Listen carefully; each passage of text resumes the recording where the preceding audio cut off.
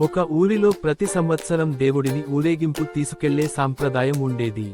ప్రతి సంవత్సరం ఊళ్ళో వారంతా పండగ చేసుకుని, పూజలు చేసి, ఊరేగింపు కోసం అన్ని వీధులు శుభ్రం చేసి, ముగ్గులతో, తోరణాలతో, పువ్వులతో చాలా అందంగా అలంకరించేవారు. ఊరేగింపుకు ఒక ఎద్దు బండి కట్టేవారు.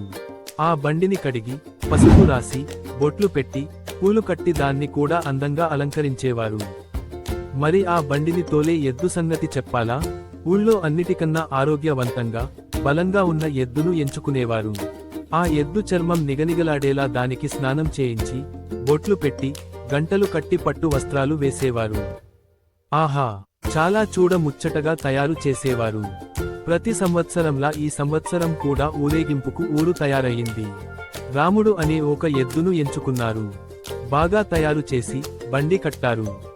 గుడి ముందర నుంచోపెట్టి, దేవుడి విగ్రహాన్ని బండిలో పెట్టి, హారతి ఇచ్చి ఊరేగింపు మొదలెట్టారు. ఆ రోజంతా రాముడు ఎక్కడికెళ్తే అక్కడ మనుషులు వంగి, నమస్కారాలు పెట్టారు.